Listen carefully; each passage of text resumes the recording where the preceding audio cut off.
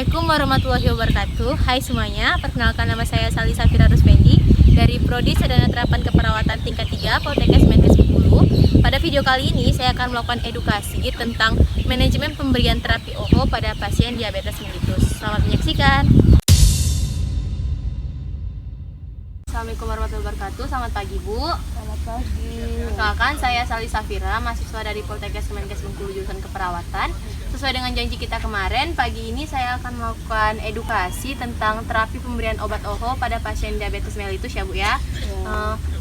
Benar dengan Ibu Rahma kan, Bu, usia 44 tahun. Ya, betul. Baik, Ibu, di sini saya akan menjelaskan tentang edukasi tentang pemberian obat OHO, di mana edukasi ini ditunjukkan untuk pasien yang menderita diabetes mellitus agar Ibu nanti bisa mengerti dan memahami bagaimana cara kerja obat yang Ibu minum dan bagaimana sih cara manajemen dan mengatur obat yang Ibu minum agar tidak menimbulkan efek samping yang tidak diinginkan pada saat Ibu mengonsumsi obat tersebut. Bagaimana, Bu? Apakah bisa kita mulai edukasinya? Mungkin akan memakan waktu sekitar 5-10 menit. Kita mulai ya, Bu ya.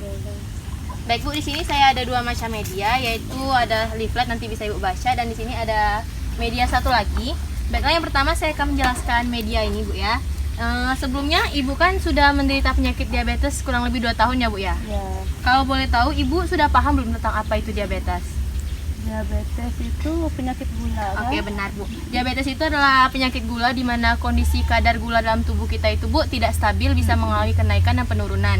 Sehingga dokter memberikan salah satu terapi berupa pemberian obat OHO khususnya pada pasien diabetes tipe 2 yang bertujuan untuk menurunkan atau mempertahankan kadar gula darah Ibu. Nah, kalau saya boleh tahu, Ibu dapat obat dari dokter, obat yang mana, Ibu ya? Kalau dari sini, Bu, sini kan sudah banyak golongan obat yang beredar di Indonesia. Ibu mau dapat obat yang mana yang Ibu sering konsumsi biasanya? Oke, metformin ya, Bu ya. Baik, di sini kan, Bu, banyak jenis-jenis obat dan golongan obatnya. Yang pertama saya akan menjelaskan terlebih dahulu golongan-golongan obat yang ada di OHO atau obat hipoglikemik oral. Yang pertama itu, Bu, bisa Ibu lihat yang ada jenis golongan obat untuk pemicu sekresi insulin dan pankreas. Obatnya itu ada sulfonylurea dan glinit. Masing-masing cara kerjanya, untuk sulfonylurea itu meningkatkan sekresi insulin, sedangkan untuk glinit itu yaitu untuk meningkatkan sekresi insulin juga. Kemudian merek obat atau merek dagang yang biasanya beredar di Indonesia yang diberikan oleh dokter itu biasanya seperti glibenclamid dan glimepiride untuk sulfonylurea dan repaglinit serta nataglinit untuk glinit. Nah, masing-masing obat ini sendiri, Bu, memiliki cara minum yang berbeda-beda dan juga memiliki efek samping yang berbeda-beda. Contohnya untuk jenis sulfonylurea itu biasanya diminum pada pagi hari sebelum makan, itu dosisnya itu 1 kali sehari. Dan juga untuk glinit itu biasanya diberikan sesudah makan dengan rutin dosisnya 3 kali sehari. Kemudian untuk jenis golongan obat pemicu sensitivitas jaringan terhadap insulin itu ada metformin dan thiazolidinediamid. Nah, Ibu tadi kan mengonsumsi obat metformin. Nah, saya akan menjelaskan bagaimana sih cara kerja obat yang Ibu konsumsi tersebut. Nah, di sini metformin sendiri memiliki cara kerja yaitu untuk menurunkan produksi glukosa hati dan meningkatkan sensitivitas terhadap insulin. Jadi obat yang Ibu rajin minum itu yaitu bertujuan untuk menurunkan produksi gula di hati Ibu serta untuk meningkatkan sensitivitas terhadap insulin. Nah, metformin sendiri itu ada 2 macam, Bu, ada yang 500 gram dan 850 mg. Ibu biasa minum yang berapa gram, Bu? 500 gram. Yang 500 gram ya, Bu. Kalau saya boleh tahu, biasanya Ibu minum obat itu sesudah makan atau sebelum makan, Bu? Biasanya sih sesudah. Oh, itu berarti Ibu sudah benar ya, Bu ya, cara meminum obatnya sesudah makan dengan dosis 3 kali sehari. Ya. Nah, kemudian, Bu, perlu diketahui juga bahwa jika Ibu penggunaan obat ini akan memiliki efek samping berupa dispepsia dan diare. Biasanya efek samping ini ditimbulkan akibat konsumsi dari obat tersebut, Bu. Nah, untuk mengatasi dari efek samping obat tersebut kan contohnya seperti diare, itu seperti yang kita ketahui diare itu kan biasanya BAB kita tuh encer dan lembek, Bu. Ya. Jadi untuk mengatasi itu agar kita tidak terjadi dehidrasi dan kekurangan cairan, Ibu bisa rutin untuk meminum Oralit agar memenuhi kembali cairan tubuh Ibu ya, Bu ya. Ya. Kemudian untuk jenis yang kelima itu ada akarbose, jenis golongan penghambat alfa glukosidase, yang mana itu diberikan juga sebelum makan 3 kali sehari dengan cara kerja menghambat enzim agar absorpsi glukosa tidak terjadi. Nah, ini efek sampingnya yaitu akan hampir sama dengan yang metformin tadi, membuat BAB kita menjadi lembek. Kemudian ada penghambat DPP-4, yaitu untuk meningkatkan sekresi insulin dan menghambat sekresi glukagon. Jenis obatnya itu biasanya ada vildagliptin, yang mana diminum pada pagi hari sebelum makan sebanyak 1 kali sehari. Nah, dan yang terakhir itu ada penghambat SGLT2, yang mana itu cara kerjanya untuk menghambat absorpsi glukosa di tubulus distal. Contoh obatnya itu ada dapagliflozin yang diminum pada pagi hari sebelum makan atau sesudah makan sebanyak 1 kali sehari, Bu. Biasanya penggunaan obat ini juga dapat menyebabkan efek samping berupa infeksi saluran kemih. Nah, dari penjelasan saya ini, yang pada yang ini, apakah ada yang ingin Ibu tanyakan, Bu? Enggak. Kalau tidak, saya ingin bertanya, apa Ibu bisa menjelaskan kembali salah satu seperti obat metformin yang Ibu minum tadi, itu biasanya diminum sesudah makan atau sebelum makan, Bu? Sudah makan. Sesudah makan ya, Bu ya. Kalau saya boleh tahu, Ibu minum obat itu rutin atau cuman pada saat kambuh aja, Bu?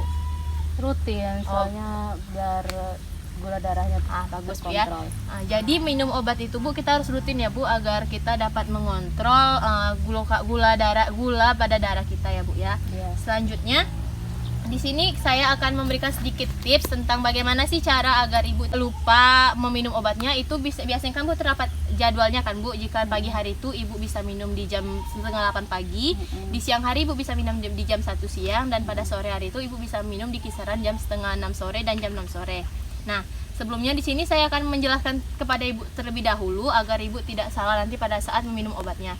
Kita harus menerapkan prinsip 6 benar ya, Bu. Yang pertama itu harus benar obat, benar dosis, benar rute pemberian, benar waktu,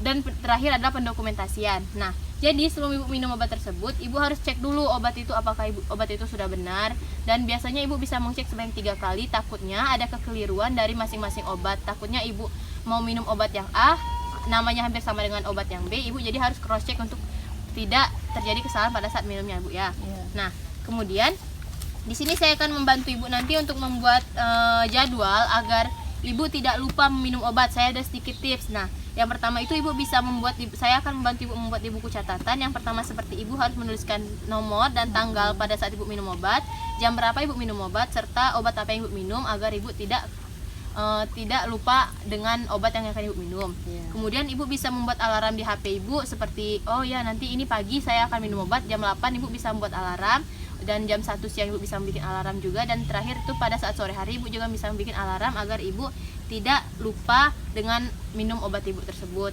Dan yang terakhir Ibu bisa meminta bantuan dari keluarga terdekat yang tinggal bersama Ibu untuk saling mengingatkan tentang obat yang Ibu minum, agar ketika Ibu lupa minum obat, keluarga tersebut bisa mengingatkan Ibu. Iya. Nah, kemudian yang terakhir apa? Udah serikat? Ida ini tetap masih ngerekam. Minum. Evaluasi. Ya, tanya lagi Ibu. Ya. Lanjut, Nak. Minta ibunya menjelaskan ulang sedikit deh tentang metformin. Udah tadi, yang metformin sudah makan. Dikit nian itu tuh penyimpanannya. Kok penyimpanan? Iya, penyimpanannya itu di tempat biasa, baik di kotak obat. Kalau ada kotak obat di rumah, cetna.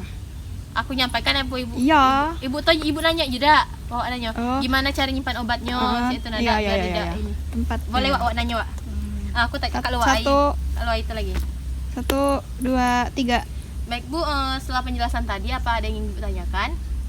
Mungkin cara menyimpan obatnya tuh gimana biar nggak lupa gitu. Oh, mungkin Bu, untuk menyimpan obatnya itu Ibu bisa menyiapkan satu kotak khusus untuk obat-obatan Ibu yang emang itu Ibu konsumsi, jangan dicampur dengan kotak obat untuk yang sering konsumsi harian, agar nanti pada saat Ibu ingin minum obat tersebut itu tidak tertukar, dan juga diletakkan kalau bisa itu di tempat yang mudah Ibu jangkau, sehingga ketika Ibu sedang kambuh atau kumat itu Ibu tidak susah untuk mengambilnya, dan kalau bisa Ibu jauhkan dari jangkauan anak-anak, karena kan seperti yang kita ketahui, anak-anak itu kan nanti dia tidak tahu itu obat apa, dan siapa tahu nanti dia tidak sengaja terminum atau dia buang, padahal itu obat itu masih Ibu gunakan.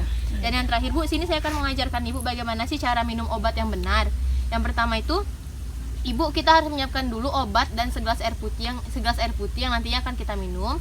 Kemudian usahakan Ibu sebelum minum obat tersebut, Ibu harus cuci tangan dulu, Bu, untuk menjaga kebersihan dan kesterilan obat tersebut. Nah, kemudian setelah itu Ibu pastikan lagi obat tersebut apakah itu benar, apakah itu metformin yang akan Ibu minum. Dan kemudian Yang terakhir baru ketika ibu ingin meminum obat tersebut, ibu letakkan di pangkal lidah ibu, baru ibu dorong dengan air putih. Begitu Bu. Apakah sudah jelas Bu? Kalau sudah jelas, saya ingin bertanya Bu, apakah ibu bisa menjelaskan bagaimana sih untuk mengatur agar ibu tidak lupa meminum obat ibu tadi? Kan ada yang membuat alarm, membuat buku catatan, bisa ibu ulangi lagi Bu? Mungkin kalau secara gampang untuk mengingatkan, kalau nggak ngasih tahu ke keluarga yang lain, Ya. keluarga lingkungan rumah, Ya. mungkin kita bisa bikin alarm juga, Oke. dan bisa juga mungkin diakali dicatat aja. Catat ya, Bu, ya. Nah. Biar nggak lupa. Oke, dan juga yang perlu diingat Bu ya, kita harus menerapkan prinsip 6 benar obat agar obat yang ibu minum itu tidak salah dan dapat berfungsi sesuai dengan kebutuhan ibu. Baik Ibu, mungkin itu saja yang bisa saya sampaikan tentang edukasi kita hari ini. Semoga bermanfaat ya Bu ya. Mungkin nanti lain kali untuk waktu selanjutnya saya akan datang lagi untuk memberikan edukasi lagi dan mengevaluasi bagaimana progres Ibu terhadap obat yang Ibu minum ya Bu ya. Mungkin itu saja Bu, saya pamit Bu. Terima kasih. Sama-sama. Nah, itu tadi video saya tentang edukasi terhadap pasien diabetes mellitus mengenai terapi pemberian obat hipoglikemik oral. Semoga video edukasi yang saya berikan dapat bermanfaat bagi kita semua.